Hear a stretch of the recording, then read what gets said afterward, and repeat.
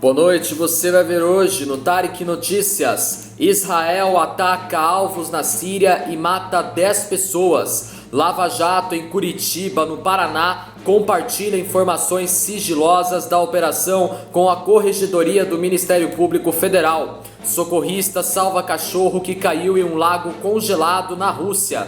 Após novo apagão, o ministro de Minas e Energia diz que vai ao Amapá amanhã para analisar os destroços. Evo Morales assume a presidência do partido do governo boliviano. Com a segunda vaga da RBR em aberto, o corredor da Racing Point, Sérgio Pérez, se diz no auge da forma.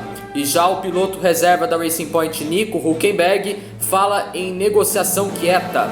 Eu sou Tarek Lakis e está no ar o Tarek Notícias.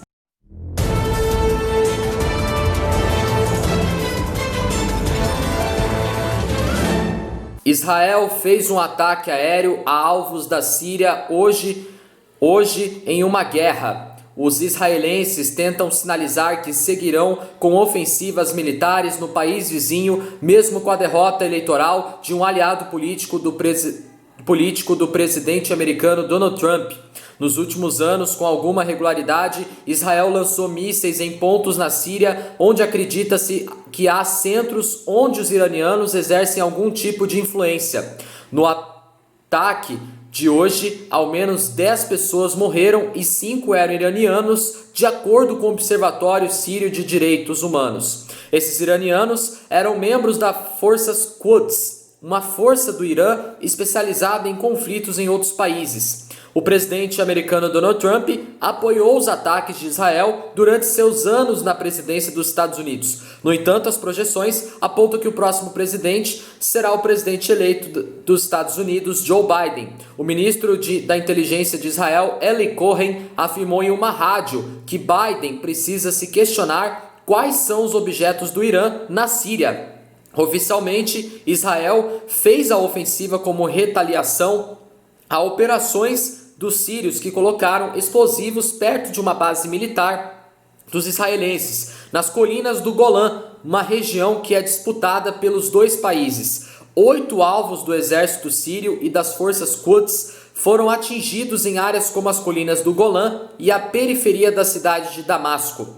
Segundo os israelenses, havia um local militar secreto que hospedava delegações de iranianos. Um ex-comandante militar da Síria disse à agência Reuters que bases do Hezbollah também foram atingidas. O presidente da Síria, Bashar al-Assad, nunca reconheceu se há forças iranianas que atuam em seu território.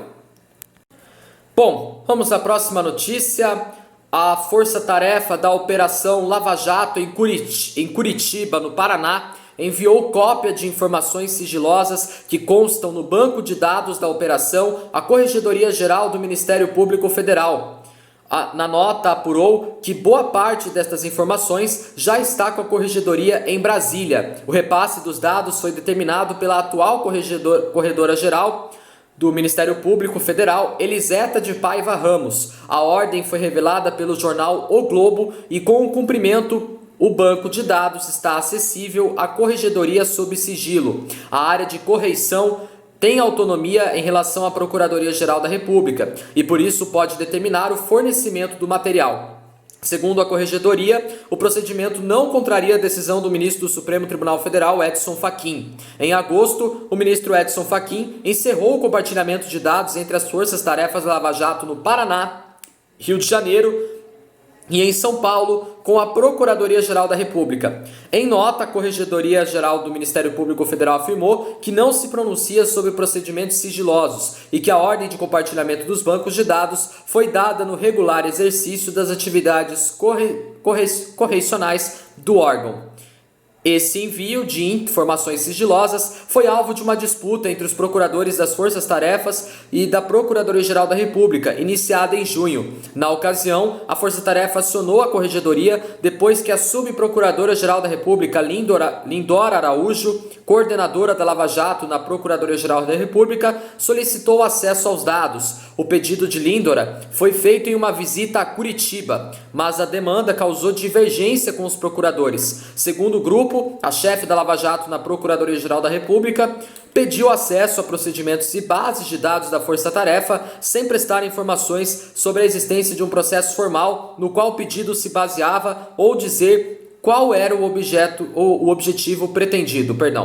A Subprocuradoria-Geral da República também teria pedido liberação de um sistema utilizado pelos colegas do Paraná para gravar ligações telefônicas. Em nota, a Procuradoria-Geral da República informou que a visita não buscou compartilhamento informal de dados, mas a obtenção de informações globais sobre o atual estágio das investigações e o acervo da Força-Tarefa para solucionar eventuais passivos. De acordo com a Procuradoria-Geral da República, a visita foi agendada previamente um mês antes com o coordenador da Força Tarefa em Curitiba. O tema chegou ao STF e durante o recesso judiciário em julho, o então presidente do STF, Dias Toffoli, atendeu ao pedido da Procuradoria-Geral da República para liberar o compartilhamento dos dados. A decisão foi revogada pelo relator original do processo, Edson Fachin, em agosto, após o fim do recesso. Bom, vamos à próxima notícia. Um socorrista conseguiu salvar um cachorro que caiu em um lago congelado na cidade de Nizhny Tagil, na Rússia. O homem entrou na água e quebrou o gelo com suas próprias mãos para resgatar o animal. O socorrista teve a ajuda de outro homem que, afastado, o segurava com a ajuda de uma corda. Uma mulher em seguida cobriu o cão com cobertor. Testemunhas disseram que o cachorro caiu no lago congelado ao correr atrás de aves. Em um primeiro momento, as pessoas que estavam na cena sozinhas ajudaram a tirar o cão da água, mas decidiram chamar os serviços de emergência. Segundo a imprensa russa, o animal vivia abandonado nas ruas de Nizhny Tagil desde que o seu dono morreu. Bom, vamos à próxima notícia. O ministro de Minas e Energia, Bento Albuquerque, afirmou hoje que irá ao Amapá amanhã. A capital do estado, Macapá, sofreu um novo apagão hoje. O estado enfrenta uma crise no abastecimento de energia há mais de 2 semanas. Segundo o ministro de Minas e Energia, Bento Albuquerque, também irão ao estado secretários do Ministério, representantes do Operador Nacional do Sistema Elétrico, da Agência Nacional de Energia Elétrica, ANEEL, e da Empresa de Pesquisa Energética, EP.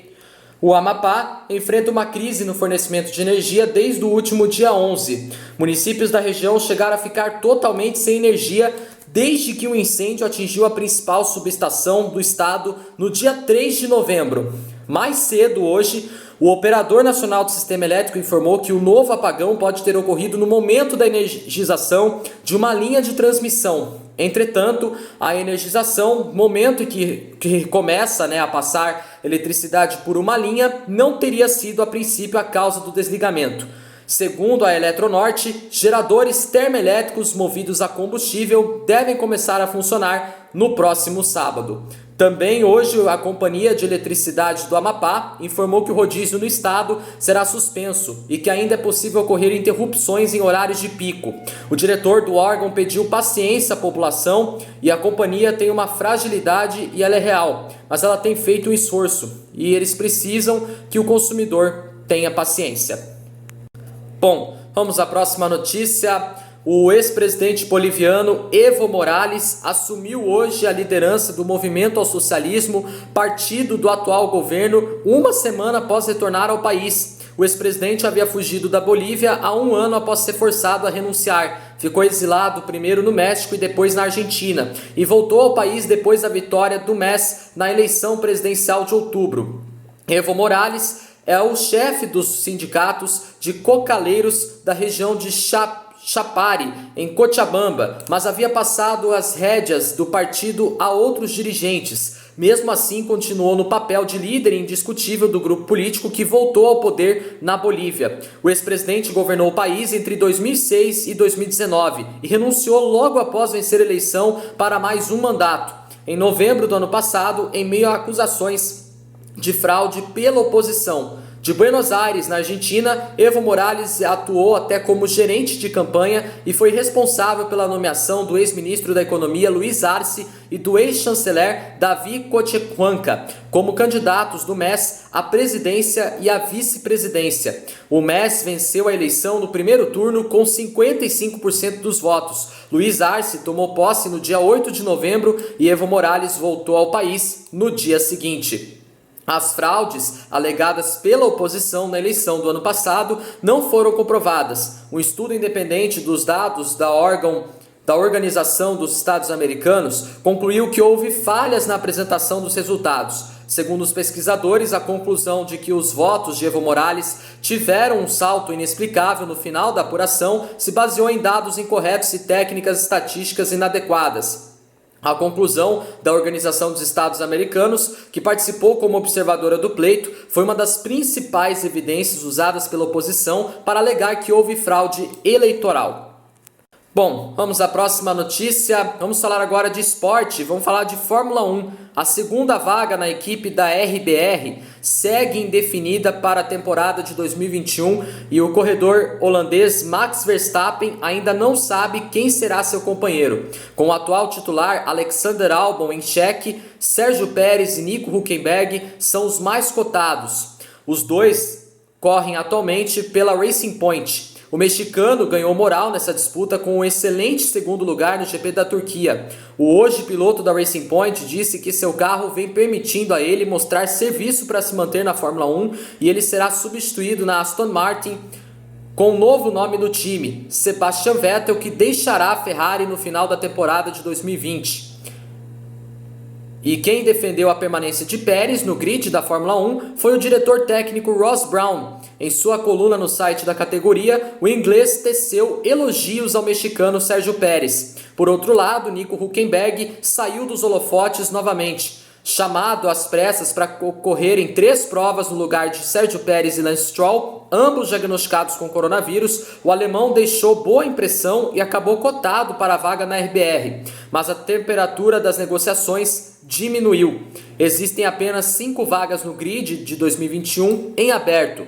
Além do cockpit na RBR, restam as 2 vagas da equipe Haas, uma na AlphaTauri e uma na Mercedes. Uma vaga na Mercedes, no entanto, só não será ocupada pelo heptacampeão Lewis Hamilton se ele resolver se aposentar. Bom, nosso jornal Tarek Notícias termina por aqui. Se você quiser rever nossos vídeos desde a nossa primeira edição do nosso jornal, tá lá no nosso canal, corre lá. Não esqueça de deixar aquele joinha maroto, se inscrevam no meu canal e me acompanhe também no Instagram e no Facebook. Tenham todos uma boa noite, uma ótima quarta-feira para vocês e até amanhã em mais uma edição do Tarek Notícias. Valeu, tchau!